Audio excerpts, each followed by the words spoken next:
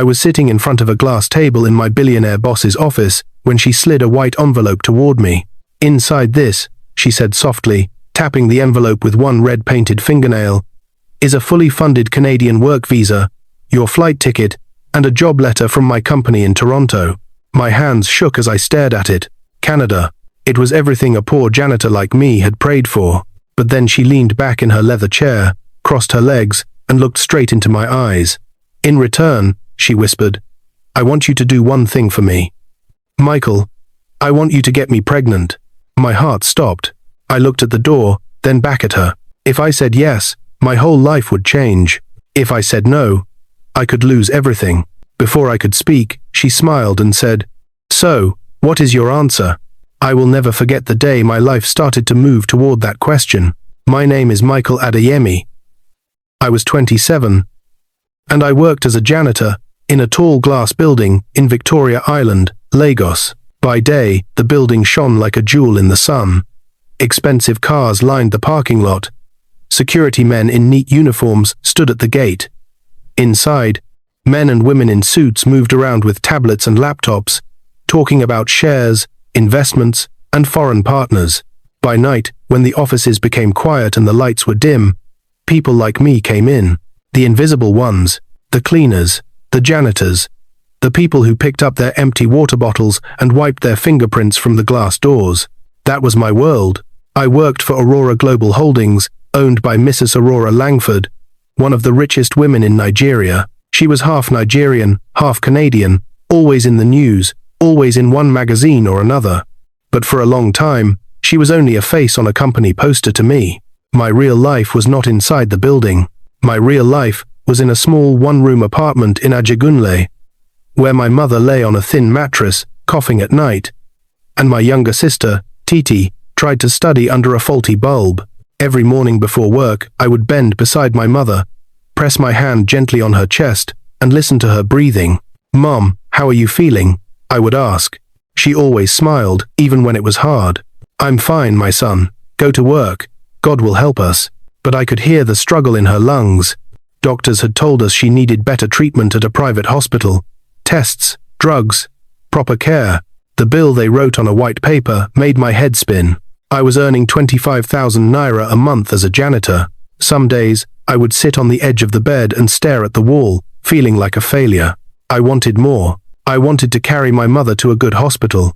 I wanted my sister to attend a good school where the roof did not leak and the teachers were not always on strike. I wanted a way out. Almost every night, when I finished mopping the last corridor at work and leaned on my mop stick to rest, I would hear the same thing from the security guards downstairs. "Canada, sweeto," one of them would say, eyes shining. "My cousin just Japa last month.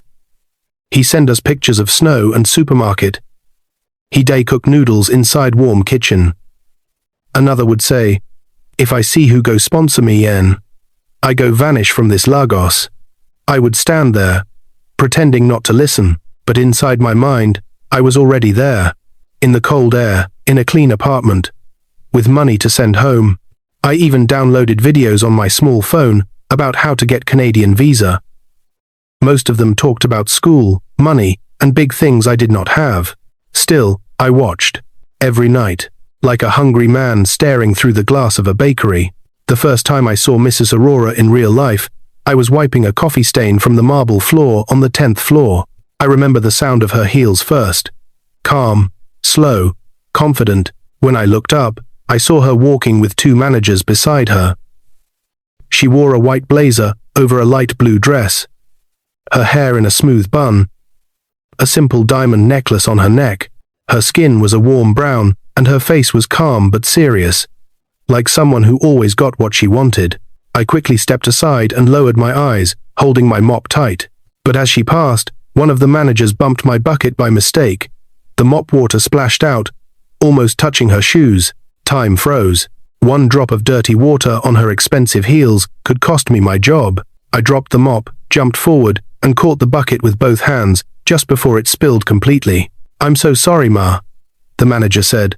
I kept my head down, my heart pounding. For a few seconds, no one spoke. Then I heard her voice for the first time. "It's okay," she said, calm and soft. No harm done. I felt her eyes on me. What's your name? She asked. I swallowed. Ma, my name is Michael. Michael what? Adeyemi Ma. She was quiet for a moment, then said, Be careful with the floors, Michael. They are expensive.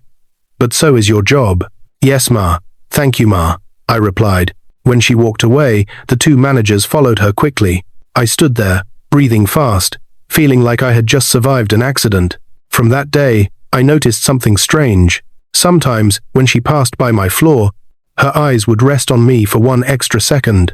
Once, when I was spraying air freshener near the reception, I saw her watching me through the glass wall of the conference room. She stood behind the tinted glass with some foreign men in suits, but her eyes were on me. It made me feel strange and small at the same time. I told myself I was imagining things. After all, why would a billionaire CEO notice a janitor? One afternoon, my phone vibrated while I was cleaning the staff kitchen. It was my landlord. My chest tightened. Michael, he said, I have been patient. This is the 3rd month you are owing. I have someone who wants the room. If I do not see my money by weekend, you and your people will have to leave. Please, sir, I began, my voice shaking. My mother is sick. Just give me small time. Time has finished. He cut in. Weekend. That is all. The line went dead. I stood there, holding the phone in my rubber glove, feeling my throat burn. I had no idea where we would go if he sent us out. That evening, when I got home, I tried to act normal. Titi was sitting on the floor, using a small rechargeable lamp to read her notes. My mother was half asleep. I sat beside her and held her hand. Mom, I whispered, if you had a chance to leave this country and go to Canada, would you go? Her eyes opened slowly. She smiled weakly. I don't need Canada, my son. I just need you to be happy. Anywhere you are happy, I am already there. Her words cut deep. Because I was not happy. I was desperate. A week later, everything changed. I had just finished cleaning the restroom on the 11th floor when the HR manager, Mr. David, walked in. Michael, he said, the MD wants to see you. I blinked. Me, sir? Yes, right now. Her office. My heart started beating fast. Did I do something wrong? Did someone complain? Did they want to fire me? I washed my hands quickly, wiped them on my uniform, and followed him. The walk to her office felt like a walk into another world. The hallway was quiet. The AC was cool.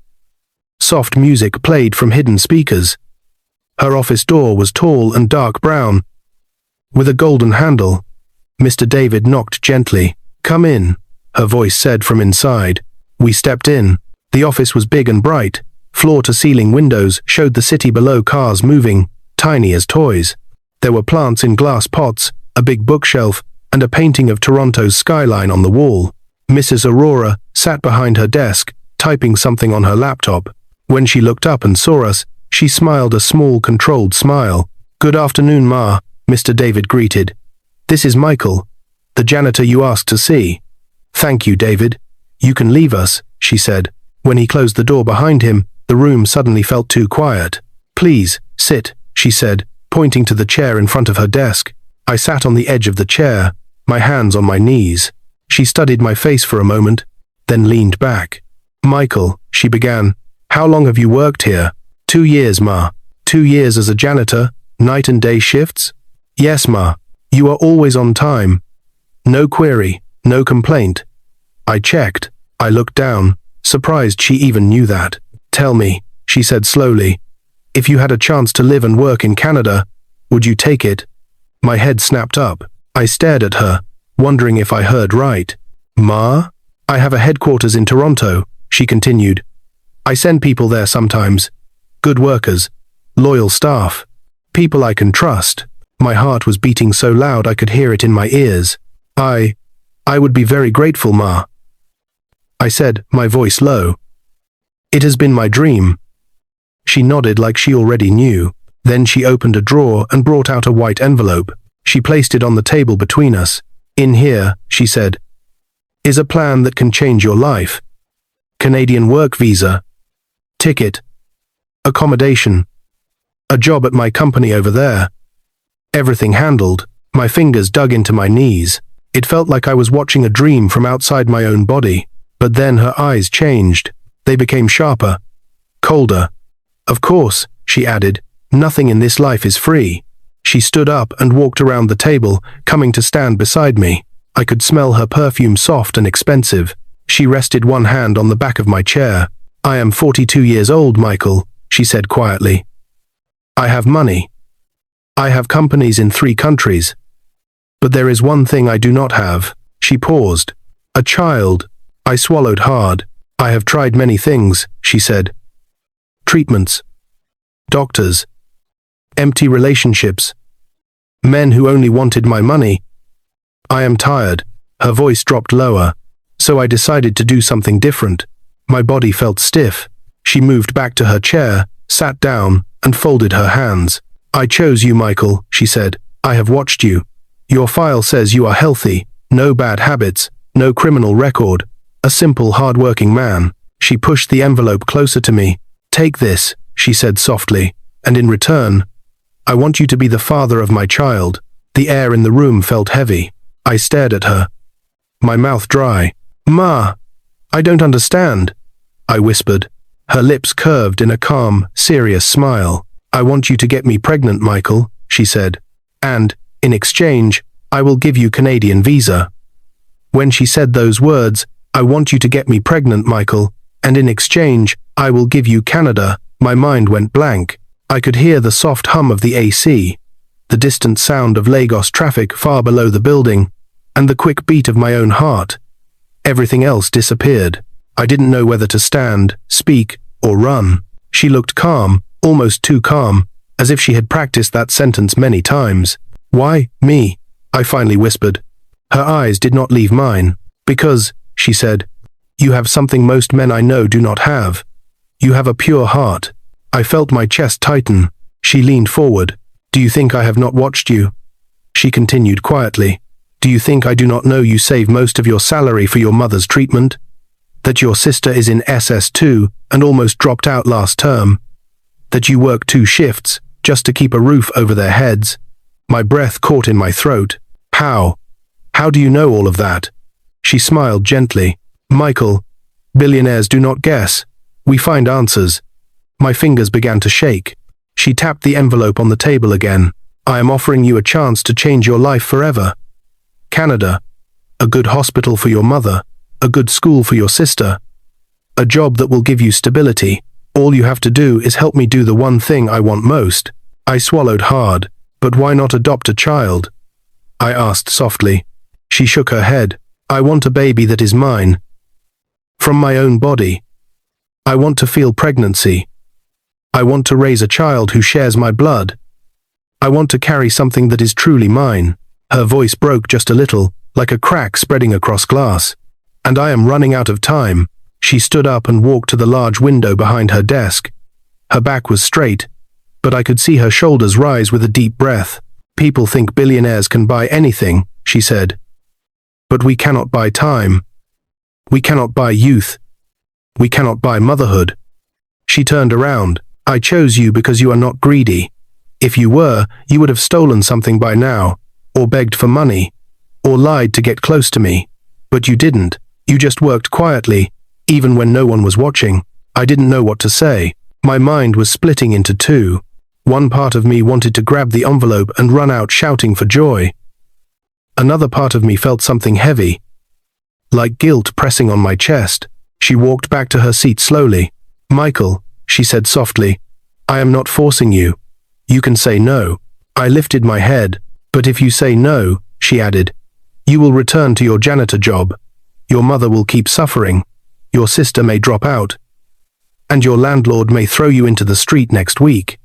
My heart twisted. She knew everything. Too much. Before you answer, she said, I want you to hear something. She opened a drawer, brought out a file, and placed it in front of me. Open it. My fingers trembled as I lifted the cover. Inside were several reports, medical reports. I saw her name on them. Aurora Langford, fertility assessment. My eyes scanned the pages. Words I did not fully understand filled the sheets. Low ovarian reserve. Failed IVF cycle. Age-related fertility decline. My stomach felt tight. This is not a game, she whispered. I have tried everything, and I have failed over and over again. This is my last plan, Michael. My last door. For a long moment, the room was silent. Do you understand me now? She asked. I nodded slowly. She leaned forward. So, tell me, will you help me? Will you take the chance I am offering you? I stared at the envelope again. Canada. A new life. A future. Then I remembered my mother coughing at night. I remembered Titi wiping her eyes after she got sent home for school fees. I remembered the landlord's voice telling me we had until the weekend. My mouth felt dry. I need time, I whispered. She did not look upset. I expected that, she said gently. Take the evening, think well. She pushed the envelope toward me. Take it with you. My eyes widened. Ma, I should not. You can hold it, she said. But remember, it only becomes yours when you give me what I want. She stood up, signaling the meeting was over. Go home, Michael. Decide with your heart, but also with your reality. I walked out of her office on weak legs. The hallway looked longer than usual. Everyone walking past me looked normal, calm, busy, unaware that my whole world had just been turned upside down. When I reached the elevator, I leaned on the wall, pressing the envelope to my chest. I didn't open it. I didn't dare. By the time I got home to Ajagunle, my hands were still shaking. Titi opened the door. Brother Michael, welcome. You look tired. Are you okay? I forced a smile. I'm fine. Where's Mom? She's sleeping, she said softly. I nodded and slipped inside. Our room felt smaller than ever. I sat on my mother's bed and watched her breathe. Her chest rose slowly, then fell. With a soft wheeze, my heart tightened. That was when Titi noticed the envelope in my hand. What is that? She asked. It's something from work, I said. Then she smiled brightly. Brother, maybe they want to promote you. I looked at her and felt a sting in my eyes. Promotion? This was more than a promotion. This was a crossroads, a door that could save us or destroy us. When she went to wash her uniform, I finally opened the envelope. My breath caught. Inside was a printed flight ticket to Toronto. A job contract with my name already typed on it. Accommodation details. And a Canadian work visa form, already filled out in every part except one. The signature line, reserved for me. I covered my mouth with my hand. This was real. So real. I stared at the papers for several minutes, unable to move. Then, my phone rang. I froze when I saw the caller ID. Aurora Langford. My hands shook as I picked up. Hello? I whispered. Her voice was calm, steady, sure.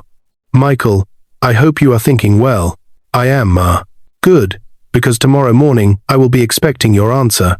I closed my eyes. Yes, Ma. She was quiet for a moment. Then she said something that made my chest tighten even more. I chose you, Michael. Not just for what I want, but for who you are. The line went dead. I sat there in the dim room, still holding the envelope, when something unexpected happened. My mother slowly opened her eyes. She looked at the papers in my hand, then at my face, and in a weak voice, she asked the one question I didn't know how to answer. My son, what are you about to do? My mother's question hung in the air like a heavy load on my chest. What are you about to do, my son? Her voice was soft, weak, but sharp enough to cut straight into my heart. I looked at the envelope in my hands, the papers for Canada, the job offer, the promise of a new life, and suddenly it felt like I was holding fire. Mum, I whispered, it's nothing. Just papers from work. She slowly pushed her elbow into the mattress and sat up a little, her eyes studying my face the way only a mother can, deep, careful, searching. Michael, she said gently, you forget that I raised you. I carried you. I have seen every thought on your face since you were a boy. I swallowed hard, unable to speak. She reached for my hand, her fingers shaky but warm. Something big has happened to you, she said. Good or bad, I cannot tell yet. But I see fear in your eyes. Fear is not small. I looked down, blinking fast. I wanted to tell her everything. But how could I? How could I say, my billionaire boss asked me to give her a child in exchange for a Canadian visa? What mother would hear that and sleep peacefully? I promise, Mum, I finally said. I won't do anything wrong. She nodded. but I could see she was not convinced. Before she could ask more, she began coughing deep, heavy coughs that shook her whole body. I dropped the envelope and held her shoulder, helping her sit up fully. Titi rushed over from the corner, her eyes wide with worry. "Mommy, breathe slowly," she said, rubbing her back. I felt my throat tighten. Every cough was a reminder that time was not on our side. That money was not on our side. That life was not on our side. When Mom finally calmed down, she leaned back on the pillow, breathing hard. "Michael," she whispered, "whatever you are facing, choose the path that keeps your soul clean." My heart squeezed painfully. Because the truth was, I didn't know if such a path even existed anymore. Later that night, when Mom and Titi had fallen asleep, I stepped outside the room into the small corridor. It was quiet. Only the distant sound of cars from the main road echoed through the air. I took out the envelope again. The papers looked even brighter under the hallway light. A whole new life, resting in my hands. But at what cost? I leaned on the wall and closed my eyes. That was when my phone buzzed. A new message, from an unsaved number, but I knew exactly who it was. Aurora. "I hope you are thinking carefully. Good night, Michael." My breath stopped for a second. Not good night, not see you tomorrow. It was something else. A reminder, a silent warning, a promise. I typed nothing back, but my heart wouldn't let me rest until morning. The next day at work felt like I was walking inside someone else's body. Every room I cleaned, every floor I mopped, every glass wall I wiped. My mind kept going back to her offer. By noon, I was sweating even though the building was cold. At 2:15 p.m., HR manager Mr. David entered the hallway and said the words that made my knees weak. "Michael, the MD wants to see you." My heart jumped. This was it. This was the moment everything would change. I wiped my hands quickly on my uniform and followed him to her office. The walk felt longer today. When we reached her door, he knocked. "Come in," her voice said. We stepped inside, and just like yesterday, she dismissed him again. "It's okay, David. Leave us." The door clicked shut behind me. Mrs. Aurora stood by the window, wearing a navy blue jumpsuit today, simple but elegant. Sunlight touched her face, softening her features. She turned slowly. "Michael," she said, "have you made your decision?" My mouth went dry. I opened the envelope and placed it gently on her desk. She watched me carefully, her expression unreadable. "Ma," I whispered, "I don't want to lose this chance. But I am scared." She stepped closer, her eyes steady. "Scared of what?" I took a breath. "Scared that I won't be able to live with myself after this. Scared that my child will grow up without me. Scared that I am selling something I should protect." She studied my face for a long moment. Then, instead of anger, her voice softened. "Michael, do you think I want to steal you? Or harm you? I am not asking you to disappear from the child's life. I am asking you to help me create a life. Nothing more." My heart thudded. "Will I ever see the child?" I asked. She hesitated. Her eyes flickered just for 1 second. Then she said, "Yes, if that is what you want." Something in her tone made my stomach twist. It wasn't exactly a lie, but it wasn't exactly the truth either. "Still," she continued, "I am giving you a future, Michael. A chance very few people ever get. I am giving your family a way out of suffering. In return, I only ask for honesty and cooperation." She walked back to her desk, then slowly pushed the envelope toward me again. "I want your final answer," she said quietly. "Right now." The room grew still. I felt sweat on my back. My fingers trembled as I picked up the envelope. I thought of Mom's coughing. I thought of Titi's school fees. I thought of our landlord. I thought of our struggles. I took a shaky breath, and then I gave her my answer. The moment the words left my mouth, her expression changed so fast that it scared me from calmness to satisfaction, and then to something much darker. Without saying a word, she opened her drawer and pulled out another document. She placed it in front of me. My body froze as I read the heading, "Legal Agreement for Private Reproductive Arrangement." My name was at the top. Her name was beside it. There was a long list of rules and consequences underneath, but one line made my blood run cold. The biological father will not have custody, rights, or claims to the child under any circumstance. Before I could speak, before I could even blink, She slid a pen toward me and said, "Sign it, Michael." When she pushed the pen across the table, it rolled slowly toward me and stopped right at my fingertips. "Sign it, Michael." Her voice was calm. Too calm. I stared at the legal document again. Bold letters, cold words. The biological father will not have custody, rights, or claims to the child under any circumstance. My throat tightened. "Ma, why does it say that?" I asked quietly, afraid of the answer.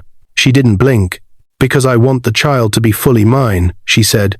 "No confusion, no fights, no drama that could harm my family or business." I swallowed hard. "But what if I want to be part of the child's life?" Her expression changed just slightly. Not anger, not fear. Something sharper, something hidden. "Michael," she said softly, walking around the desk toward me. "I thought you understood. You are helping me, not starting a family with me." Her perfume filled the air as she stepped closer. I wanted to step back, but my legs felt frozen. "My child will have my life," she continued. "My home. My last name. My legacy. You will have Canada. A new life. Money. Everything you have ever prayed for." Her eyes narrowed just a little. "So tell me, Michael, is that not enough?" I felt my breath shake. I wanted to say yes. I wanted to nod. I wanted to end all our problems in one moment, but something deep in my chest whispered, "No." Still, I kept my voice steady. "Ma, can I read the whole contract?" She leaned back against her desk, crossing her arms. "You can," she said, "but nothing in it will change." I slowly picked up the document. Page 1 looked simple. Then page 2. Page 3. By page 5, my hands were shaking. The agreement wasn't just about the child. It was about my silence, my behavior, my life. One line made me pause. The father must not disclose the arrangement to any individual, family member, or authority. My eyes widened. "So, I cannot tell my mother? My sister?" She shook her head. "No one." My stomach twisted. "But, if you want the opportunity," she said sharply, "you must be loyal. You must be discreet. You must follow my conditions." Her tone did something to me. Something chilling. This wasn't a request.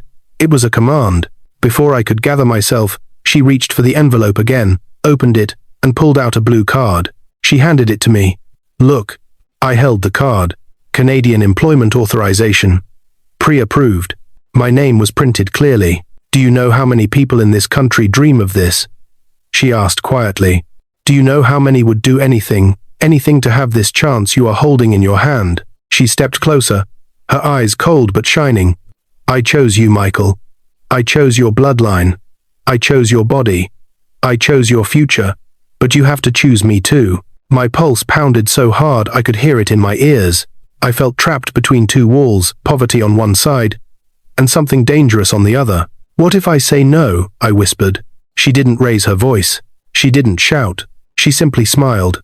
A slow, icy smile. "Then, Michael," she said softly, "you will lose everything." My heart skipped. She walked behind her desk again, sat down, and tapped a button on her screen. A file popped open. A file with my name, and inside it, pictures of my house. My mother, on her hospital bed. My sister at school. My landlord, standing in front of our building. I felt my entire body turn cold. "How do you have these pictures?" She locked eyes with me. "Do not ask me a question you are not ready to hear the answer to." My breath froze. She continued, "If you reject me, Michael, I will not punish you. I am not cruel." She paused. "But life will punish you. The world will punish you. Poverty will punish you." My lips trembled. "Ma, please, I'm begging you." She raised a hand. "I am offering you a way out. Do not see me as an enemy. See me as someone who is giving you a future." She leaned forward. "But that future begins with your signature." She pointed at the line on the contract. "Michael, sign it." My fingers touched the pen. My hand shook uncontrollably. I closed my eyes. I thought of Mum coughing, struggling to breathe. I thought of Titi crying because she was sent home for school fees. I thought of our landlord who said we had until the weekend. I thought of how close we were to losing everything. And then, very slowly, I lowered the pen toward the paper, but just as the tip touched the page, bam, the office door burst open. I jumped. Mrs. Aurora's face snapped toward the door, her calm expression suddenly turning sharp and hostile. Standing in the doorway was a man in a black suit, tall, stone-faced, muscular. He bowed slightly. "Ma, you need to come quickly. There is a problem downstairs."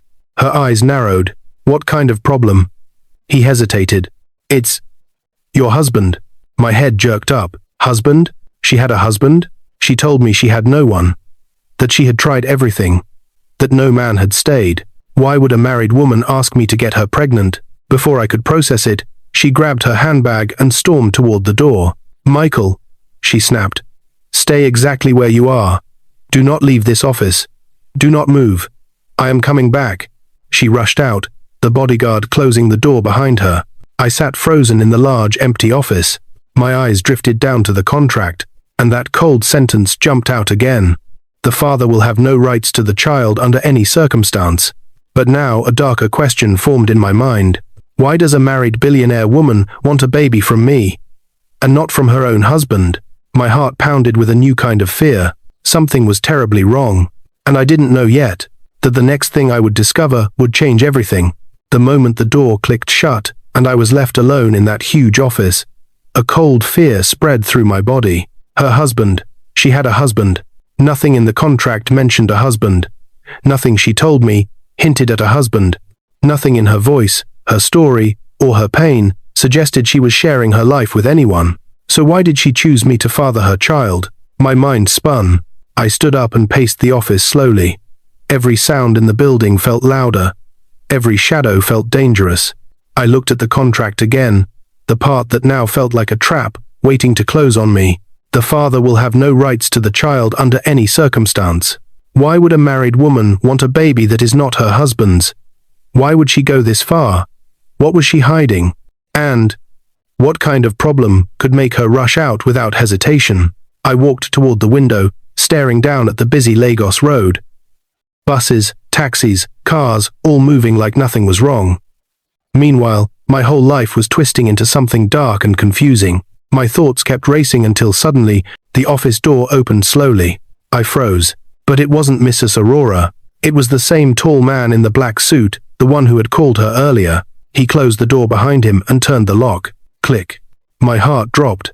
He didn't say a word at first. He just studied me from head to toe, his expression unreadable. "Sir," I whispered, stepping back. He took 3 slow steps toward me. "You are Michael," he said. "Yes, sir." He nodded like he already knew the answer. "I understand you came here today to sign something important," he said. "Something the madam wants." My throat tightened. "Yes, sir, but she told me to wait." "Good," he said quietly. "You should listen to her." Something about the way he spoke felt wrong, like a warning wrapped inside politeness. He glanced at the contract on the table, then at the envelope with the Canadian documents. Then he looked back at me. "Do you know who Mrs. Aurora truly is?" he asked. I shook my head slowly. He sighed, rubbing his temple. "Let me give you one advice before I leave this room," he said. "If Madam tells you to do anything, anything at all, do it exactly how she wants it. Do not question her. Do not argue. Do not think you understand her life more than she does." His voice grew lower. "And whatever she offers you, take it. People who refuse her do not end up in good places." A chill crawled up my spine. "Sir, please, what is happening?" I asked quietly. He paused for a long time. Then he said something that made my hands shake. "You think you are the first man she has chosen?" My legs almost gave way. But she said, "She says many things," he cut in. "And not all of them are true." My heart pounded. "You mean there were others?" He didn't answer directly. He just looked at me with tired eyes, as though he had seen many things he wished he had never seen. "I shouldn't be telling you this," he said, "but you seem like a good young man.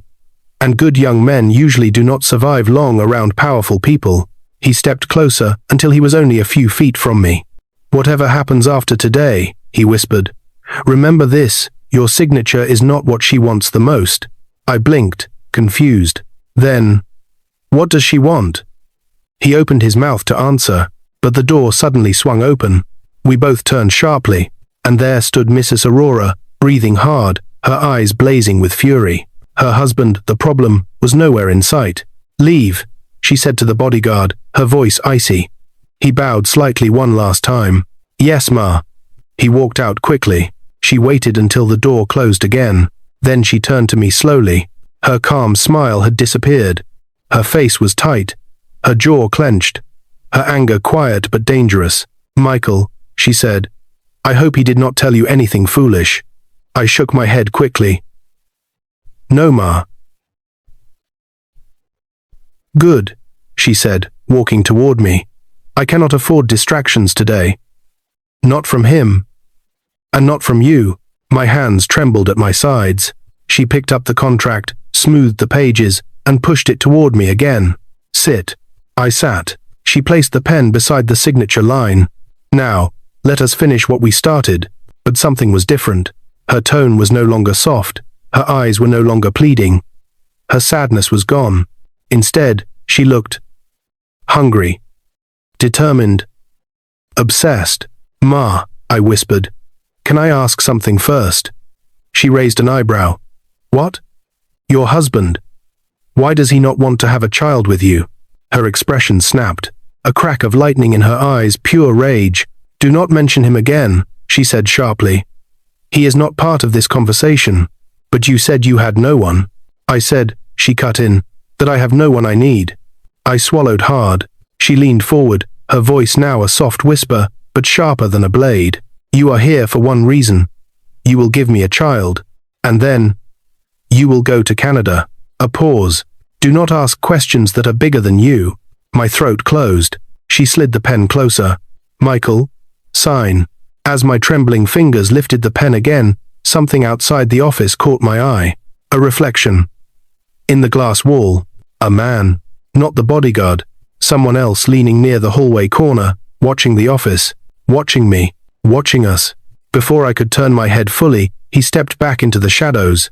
My heartbeat raced. Who was that? Why was he watching? What did he know? Mrs. Aurora didn't notice. She was too focused on me. "Michael, your life changes today." I swallowed, blinking at the contract again. Then, just as the pen touched the paper, a loud voice echoed from outside. "Stop him! Stop Michael immediately!" It was the bodyguard. He sounded urgent, afraid, and he wasn't talking to her. He was talking to someone else. Someone running toward the office. I froze. The pen slipped from my fingers. Mrs. Aurora's eyes widened not in surprise, but in rage. Then she pointed to the door and shouted, "Michael, don't open it." But the door handle was already turning. Slowly, quietly, dangerously. And the person on the other side was the last person I ever expected to see. Thanks for watching. What is your view about this story? Where are you watching from? Do well to let us know in the comments below, and don't forget to like, share, and subscribe while you stick with Tales by Special for more interesting stories. Stay blessed.